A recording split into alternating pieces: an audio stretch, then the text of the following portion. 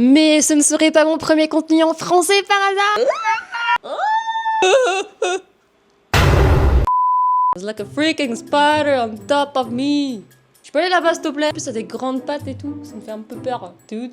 Anyways. Ça va faire maintenant 7 ans que j'ai quitté la France. Et j'ai vécu un peu partout dans le monde, notamment 5 ans à Vancouver, au Canada. À Vancouver, j'ai eu un vrai shift avec la langue anglaise. J'ai toujours été très à l'aise avec cette langue. Moyenne de 18, coefficient 8 au bac. Yeah, yeah, yeah. Et comme je suis devenue littéralement une adulte au Canada, bah, je suis devenue adulte en anglais. C'est devenu quasiment ma langue par défaut. Je pense en anglais, j'écris en anglais, je lis en anglais, je rêve en anglais. Et souvent, ça crée cette confusion entre les deux langues. Et c'est là que je me demande un truc un peu bizarre. Est-ce que parler une langue, c'est pas juste changer de vocabulaire, mais quasiment changer d'état mental? Comme si selon la langue, mon cerveau n'était pas dans le même mode. En neurosciences, ils parlent de neural pathways. En fait, le langage active des réseaux distribués dans le cerveau. Mémoire, émotion, prise de décision. Les chemins neuronaux qui deviennent de plus en plus forts à force d'être utilisés. Moi, clairement, je le ressens beaucoup. Donc en gros, quand tu utilises une langue, plus ton cerveau bascule vers cette version de toi. Et souvent, j'ai l'impression que je change réellement de personnalité en fonction de la langue que je parle. En anglais, je suis plus direct, plus extravertie, plus sociable. J'ai pas peur, je suis plus confiante. Et en français, c'est plus nuancé, plus profond, même plus chargé émotionnellement parlant. Comme si les mots portaient plus de poids. Je sais pas si c'est psychologique, culturel ou juste dans ma tête, mais j'aime bien cette idée que je ne suis pas qu'une seule version de moi. On va tester l'algorithme, hein. Si ça vous a plu,